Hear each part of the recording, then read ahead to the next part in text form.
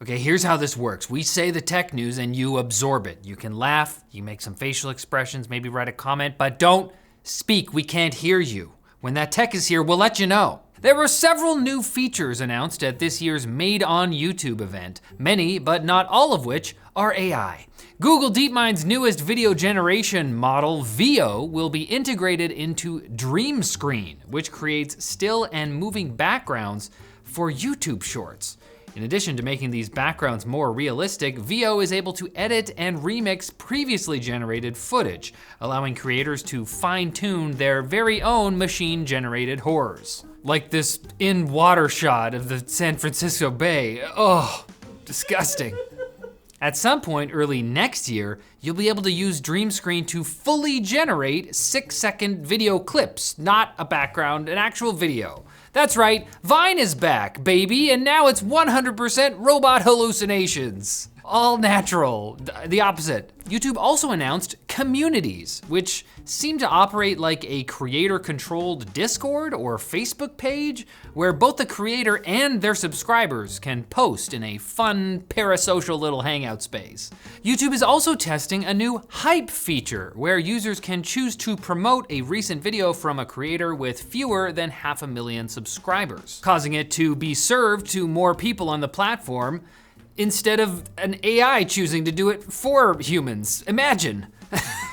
Highly hyped videos will appear on a special leaderboard, as well as receiving a badge marking them as fan favorites. Viewers can hype up to 3 videos for free every week, or pay for more in a fee which will also be shared with a creator. All in all, it's pretty cool, guys. Yet another feature announced is a new community hub in the YouTube Studio app, which includes AI-enhanced comment reply suggestions to give creators a starting point when a weird comment leaves them thinking, what the heck am I supposed to say to that? You look like my grandma. Okay. Or maybe as a way of responding to all of those porn bots infesting the comment section. Just let the robots sort this out between themselves. Your videos are such an inspiration to me. Oh my gosh. I actually kind of like them. They're very encouraging. Meanwhile, the Inspiration tab in Analytics is rolling out more widely to more creators, adding AI idea generation to pre-existing features that show you what your viewers are supposedly searching for. You guys are apparently big into line is tech tips. What's the story there? Thousands of pagers and walkie-talkies used by the militant group Hezbollah horrifically exploded across the country of Lebanon in the past 2 days, killing at least 22 people and wounding nearly 3,000, leaving hospitals overrun and many wondering if this was some kind of cyber attack. But 2 sources with knowledge of the operation have told Axios and other outlets that Israel, in a complex supply chain maneuver, planted explosives in the devices before they were sold to Hezbollah. The destroyed pagers apparently used a design by the Taiwanese company Gold Apollo, who says the model in question is actually licensed and manufactured by a separate company, Hungary-based BAC Consulting. NBC reached BAC's CEO by phone, who confirmed their business relationship with Gold Apollo, but said they don't make the pagers either, claiming to be an intermediary, a statement co-signed by the Hungarian Prime Minister's office.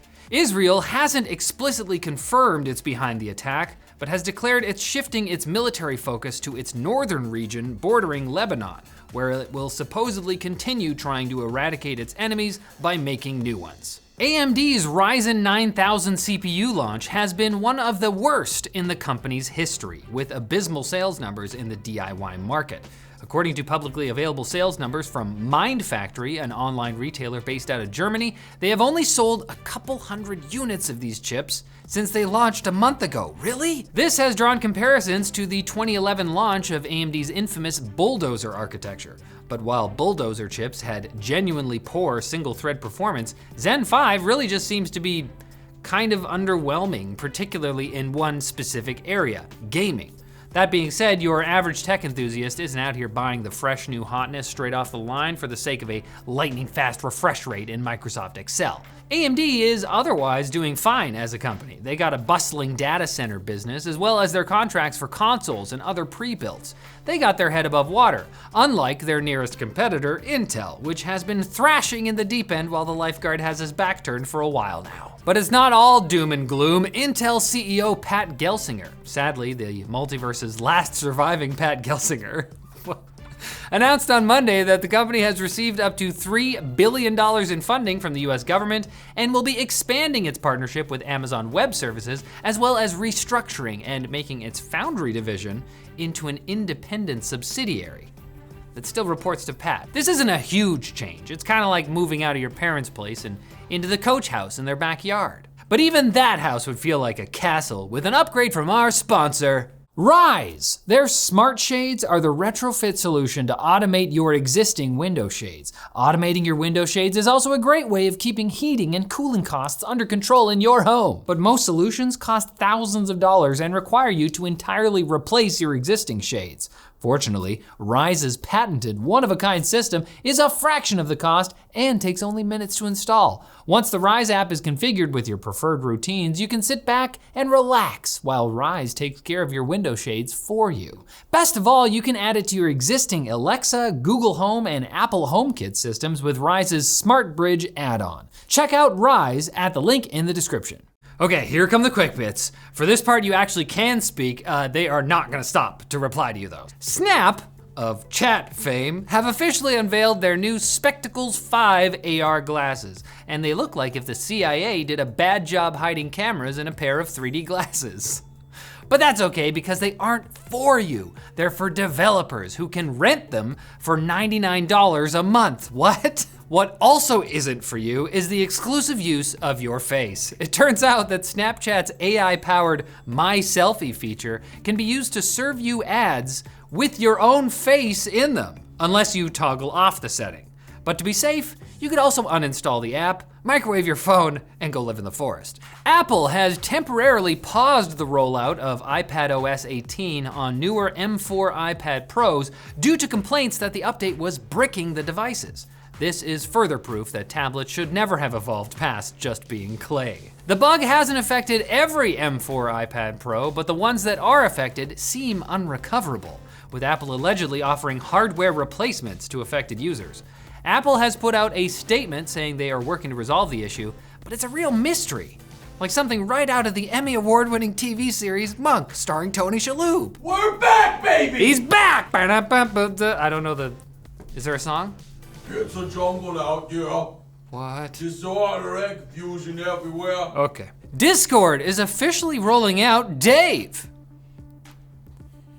A new guy. Dave, which stands for Discord's audio and video end-to-end encryption. Bizarrely, one thing Dave doesn't include is encrypted text communications. Probably because that would have messed up their fun acronym. Discord says this exception is to ensure they can continue their current moderation policy, but that doesn't explain why an audio call is somehow less risky than a DM, or why they couldn't use a system similar to WhatsApp, where communications are encrypted until a user in the conversation reports a message. Dave's like an overbearing parent who insists on reading all your text messages, but hasn't figured out that you've been calling your weed dealer using the landline. Technically, that's hacking.